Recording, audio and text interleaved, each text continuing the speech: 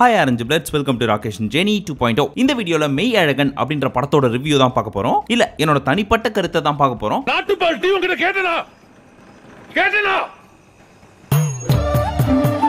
First ஹாஃபை பொறுத்த வரைக்கும் இந்த படத்தோட ஹீரோ அரவிந்த் சாமி அண்ட் ஹீரோயின் கார்த்தி. ஆனா செகண்ட் ஹாஃப்க்கு அப்புறம் அப்படியே ஆப்போசிட்டா அரவிந்த் சாமி ஹீரோயினாவும் கார்த்தி ஹீரோவும் மாறிறார். டேய் என்ன வானவில் கதெல்லாம் சொல்லிட்டு இருக்க அப்படின்னு கேக்குறீங்களா? அப்படி இல்ல, அவங்களே ஆடியோ லான்ச்ல சொல்லியிருப்பாங்க இந்த படத்தோட ஹீரோ ஹீரோயின் இவங்க ரெண்டு பேர் தான் அப்படின்ட்டு. அந்த மாதிரி தான் இருந்துச்சு இந்த படம் பார்த்துட்டு வர்றப்போ நமக்கு அந்த ஃபீல். அப்படி என்ன ஆச்சு அப்படின்னு கேட்டீங்கன்னா, இந்த படத்துல மெயினா ரெண்டே பேர் தான் இருப்பாங்க. ஒன்னு கார்த்தி, இன்னொன்னு அரவிந்த் சாமி. இவங்க ரெண்டு பேருக்குள்ள நடக்கிற அந்த கான்வர்சேஷன் தான் மொத்த படமுமே. படத்தோட ஸ்டோரி என்னன்னு அந்த கதையை சொல்லாம நீங்களே கண்ணை மூடி நான் சொல்றதை யோசிச்சு பாருங்க. நீங்க சின்ன வயசுல இருந்து ஸ்கூலிங் முடிக்கிற வரைக்கும் உங்களோட சொந்த ஊரு இல்ல ஒரு கிராமத்துக்குள்ள வாழ்ந்துட்டு இருக்கீங்க. ஃப்ரெண்ட்ஸ், தோட்டம், துறவு, அத்தை மாமா பொண்ணு, சொந்த பந்தங்கள் இப்படின்னு கிராமத்துக்குள்ள எப்படி இருக்கும் அப்படின்றது 2K கிட்ஸ்க்கு தெரிஞ்சிருக்காது. பட் 90s கிட்ஸ் அண்ட் அதுக்கு முன்னாடி இருந்தவங்களுக்கு எல்லாம் கண்டிப்பா தெரிஞ்சிருக்கும்.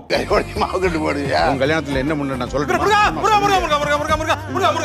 சோ நீங்க என்ன பண்றீங்க? ஃபோர்ஸ்ஃபுல்லி ஏதோ ஒரு ரீசன்காக சம்பாதிக்கணும் அப்படின்னு சொல்லி ஒரு சிட்டிக்கு வரீங்க. ஆனா நீங்க சிட்டில வாங்குற இந்த சம்பளத்தையே நீங்க வாழ்ந்த சொந்த ஊர்ல ஒருத்தன் கொடுக்குறான்னு வச்சுங்க. 90% ஆஃப் மக்கள் எனக்கு என் ஊருக்கே போயிடுறேன், இந்த அளவுக்கு சம்பளம் கொடுக்கலனாலும் இங்க வாங்குறதுல ஒரு 70% கொடுத்தா கூட போதும், நான் வளர்ந்த ஊர் தான் எனக்கு சொர்க்கம் அப்படின்னு நினைப்பாங்க. கரெக்டா? ஆனா இந்த படத்துல நான் சொந்த ஊருக்கே போக கூடாது அப்படின்னு சொல்ற அளவுக்கு பயங்கரமான பேக் ஸ்டோரியும் ஒன்னு இருக்கு அரவிந்த் சாமிக்கு. ஐயோ அவ்வளவு பெருசா இருக்கா அப்படின்னு யோசிக்கிற அளவுக்குலாம் இல்ல. வேற என்ன, நம்ம தாத்தா பாட்டிங்க பெரியப்பா சித்தப்பாங்க எல்லாம் போட்டுக்கிற சண்டை மாதிரி சொத்து பிரச்சனை, அதனால ஊரை விட்டு வந்துடுறாரு. தயக்கத்தோட திருப்பி தன்னோட ஊருக்கு போறாரு. பல வருஷத்துக்கு அப்புறம் தனக்கு பிடிச்ச ஒரு தங்கச்சியோட கல்யாணத்துக்கு அங்க நம்ம கார்த்தியை மீட் பண்றாரு. அது மட்டும் இல்லாம தனக்கு பிடிச்சமான ஒரு சில நல்ல உள்ளங்களை எல்லாம் சந்திக்க நேரிடுது. பட் இருந்தாலும் நம்ம சொந்தக்காரங்க எல்லாரும் சேர்ந்து ஏமாத்தின ஊர் தானே இது. ஏதோ தங்கச்சியோட கல்யாணம் அப்படின்றதுக்காக வந்துட்டோம், நினைச்ச மாதிரி ரிசப்ஷன் அட்டெண்ட் பண்ணிட்டோம், ஊருக்கே போயிட வேண்டியதுதான் அப்படி நைட்டோட நைட்டா கிளம்புறப்போ என்னெல்லாம் நடக்குது, அப்படி நடக்கிற விஷயம் எந்த அளவுக்கு இம்பாக்ட் அரவிந்த் சாமிக்குள்ள கிரியேட் பண்ணுது அப்படின்றதுதான் மீதி கதை.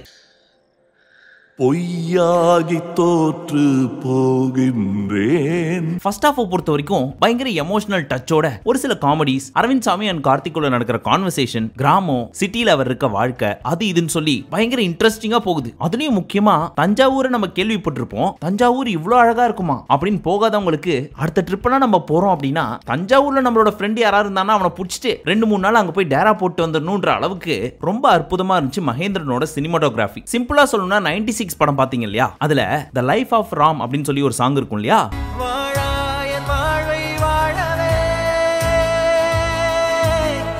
அந்த சாங்ல பிக்சரைசேஷன்லாம் அவ்வளவு அற்புதமா இருக்கும். அதே மாதிரி இந்த தஞ்சாவூரை ரொம்ப அழகா காமிச்சிருக்காங்க. அந்த ஊருக்கு போறதுக்கு பயப்படுறியாரோ? உனக்கு அந்த ஊரு வீடு இதெல்லாம் எவ்வளவு பிடிக்கும்னு எனக்கு தெரியும். அப்படியே செகண்ட் ஹாஃப் பக்கம் போனா கிராமத்துக்குள்ள இருக்க வீடு, அந்த வீட்டுக்குள்ள இருக்கிற தோட்டம், மாடு, பாம்பு, ராந்தல் வச்சுட்டு ஆத்தோரமா உட்கார்ந்து அடிக்கிற பீரு, யாருமே கண்டுக்காத ஒரு கோயில், அந்த கோயிலுக்கான பேக் ஸ்டோரி இப்படின்னு ரொம்ப இன்டெப்தா போய் ஒரு கிராமத்துக்குள்ள என்ன நடக்குமோ, இல்ல பல வருஷமா சந்திக்காத ஒரு ஃப்ரெண்ட இல்ல சொந்தக்காரனையோ இப்ப போய் சந்திச்சதுக்கு அப்புறம் ரெண்டு பேருக்குள்ள என்னென்ன கான்வர்சேஷன் சரக்கடிச்சதுக்கு அப்புறம் நடக்கும் அப்படின்றதுதான் இந்த அற்புதமான மெய்யழகன் அப்படின்ற படம். அவருக்கு உங்களுக்கு ரொம்ப பிடிக்கும். யார் ஃபர்ஸ்ட் கிஸ் வராங்க பாப்போமா. பட் ட்விஸ்ட் என்னன்னா, கார்த்தி அரவிந்த் சாமியை அத்தான் அப்படின்னு கூப்பிடுறாரு. அத்தா நிறைய காசு வச்சிருக்காருடியே.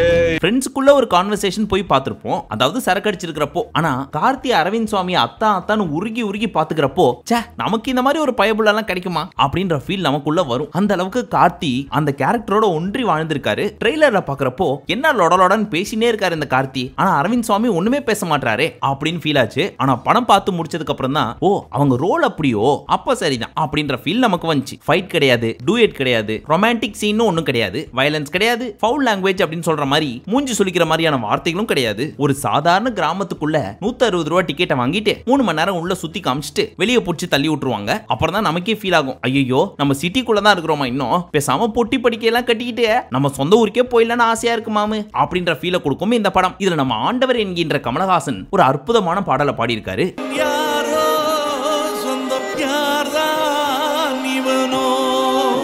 அது வெளியே வந்ததுக்கு அப்புறமும் மைண்டுக்குள்ள ஓடிக்கிட்டே இருக்கு. ஓவரால் இந்த படம் எப்படி இருந்துச்சு, யாரெல்லாம் பார்க்கலாம் அப்படின்னு கேட்டீங்கன்னா, ஒரு அருமையான feel good movie. 90s kids and அதுக்கு முன்னாடி இருந்தவங்க எல்லாருக்குமே ஈஸியா கனெக்ட் பண்ணிக்க முடியும். ஆனா இந்த 2K கிட்ஸ்க்கு கனெக்ட் ஆகுமா அப்படின்னு கேட்டீங்கன்னா கொஞ்சம் கஷ்டம் தான். ஏன்னா மோஸ்டா அவங்க பிறந்ததே சிட்டில தான் இருக்கும். சோ ஏசி வாழ்க்கை, மொபைல் போனு, வீடியோ கேம்ஸ் இந்த மாதிரி ஒரு சின்ன வட்டத்தை மட்டுமே பார்த்துட்டு இருந்திருப்பாங்க. எல்லாரும் சொல்ல முடியாது இப்போ இருக்க சிட்டி வாசிகள். சோ அவங்களுக்கு பிடிக்குமா அப்படின்றது ஒரு கேள்விக்குறி. ஆனா நம்ம அப்பா அம்மா தாத்தா பாட்டி எல்லாம் கூட்டு போய் இந்த படத்தை பாக்குறப்போ நைனா அட்டகாசமா இருக்குடா படம் எனக்கு இப்பயே ஊருக்கு போகணும் போல இருக்கு ராஜா, கூட்டு போறியாப்பா அப்படின்னு கேட்கிற அளவுக்கு ஒரு அழகான ஃபீல் குட் மூவியா இருக்கும். நான் தான் உங்க வீட்டுக்கார கல்யாணம் பண்ணதுல ஃபுல்லா பாத்துக்கிட்டேன்.